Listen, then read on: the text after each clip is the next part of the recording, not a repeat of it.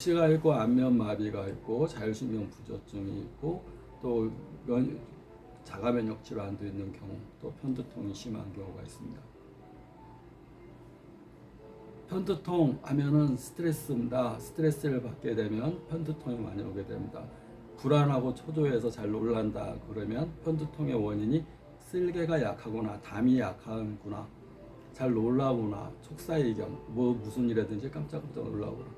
그런데 깜짝깜짝 놀라는 이유가 선천적으로 담이 약한 경우도 있지만 한번 큰 일에 놀라고 난 후에 그게 스트레스로 작용돼서 그것이 반복적으로 되는 경우가 있습니다. 놀란다는 얘기는 쪼인다는 얘기고, 쪼이면 혈관이 압박받으면서 혈액순환이 안 되게 되고, 혈액순환이 심장에서 안 되면 협심증이 되고, 머리에서 안 되게 되면 편두통이 오게 되고, 눈에서 안 되게 되면 눈이 적어지면서 눈이 쪼이는 증상이 오게 됩니다. 그것이 심하게 되면 연축, 안검, 눈꺼풀이 땡기고 쪼이는 증상이 올 수 있습니다. 안검 연축, 눈꺼풀이 감기는데 안검 하수, 안검 무력, 안검이 힘이 없는 게 아니라 병명이 안검 연축이라고 얘기합니다. 그러면 연축은 땡기고 쪼이는 겁니다. 왜 땡기고 쪼이냐? 무섭고 두려운 일이, 스트레스가 땡기고 쪼이게 하는 겁니다. 그런데 스트레스를 받았다고 누구나 그렇게 증상이 생기는 것이 아닙니다. 우리는 근육이 있습니다. 우리가 정신적인 근육, 정신적인 게 무슨 근육이야? 정신적인 것도 근육입니다. 신경이 근육, 우리는 신경을 어떻게 할 수 없습니다. 내가 신경을, 자율신경을 앞에 자율이 붙었듯이 내 의지와 상관없이 스스로 이렇게 AI처럼 세팅되어 있는 겁니다. AI처럼 타고나기를, 자율신경은 교감신경, 부교감신경이 작동되면서 체온이 내려가게 되면 교감신경이 항진되면 체온이 올리고, 체온이 너무 또 내려가게 되면 교감신경이 항진되고, 체온이 내려가면 또 교감신경이 올라가면서 체온을 올리고, 이렇게 몸의 이렇게 균형, 밸런스를 잡아주는 겁니다. 신경의 균형을 잡아주는 것, 조정해 주는 것, 그것이 자율신경인데 그것이 깨지게 됩니다. 근데 신경이 하는 역할은 근육을 주관하고, 근육이 내부 장기를 움직이고, 팔을 움직이고, 다리를 움직이고, 우리 몸을 움직이는 역할을 하게 됩니다. 그러면 신경이 튼튼해야 되는데, 신경은 내 의지대로 할 수 있는 게 아닙니다. 이미 자율신경, 의지와 상관없이 세팅되어 있는 신경.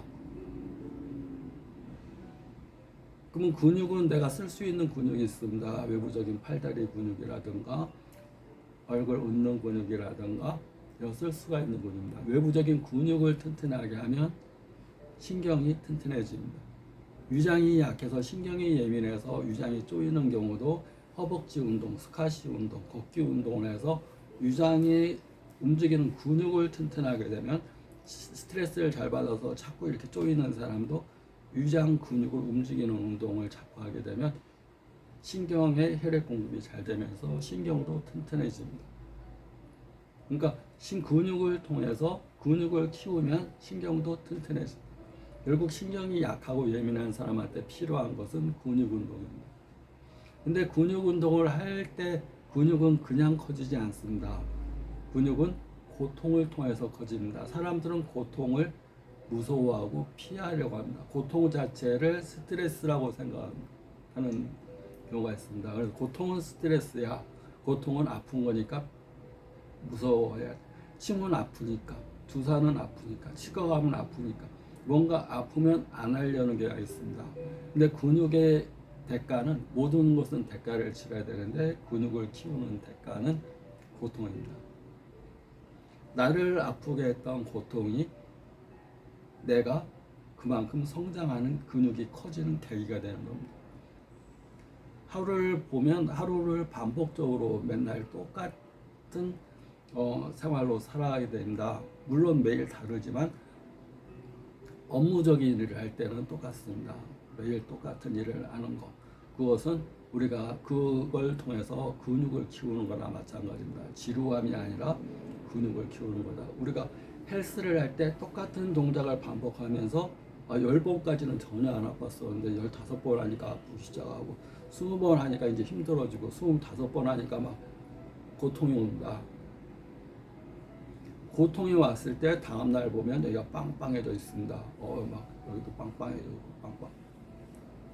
고통을 통해서 근육이 강해진다. 그런데 강해지기 전에 아픈 거에 오는 겁니다. 페인. 그래서 정신적인 것도 마찬가지입니다. 어떤 정신적인 것을 통해서 전혀 스트레스 없던 사람은 한 번의 스트레스에 확 넘어지거나 병들어 보일 수 있습니다. 잡초가, 길거리의 잡초가 온실 속의 이 꽃과 다른 이유는, 야생화와 온실 속의 꽃이 다른 이유는, 야생화는 온갖 비바람을 맞으면서 그 가운데서 생존을 해갑니다. 그렇기 때문에 웬만한 시련에 꺾이질 않습니다. 향기도 강합니다. 생명력도 강합니다. 근데 보호 속에 자란 온실 속의 꽃은 아무리 겉보기 아름다워 보여도 향기가 없고 또 생명력이 강하지 않습니다. 항상 누군가의 보호하에서 지킴 속에서 살아가야 됩니다. 남의 의지하는 삶, 그것은 자기의 생명력이 될 수가 없습니다. 건강도 마찬가지입니다.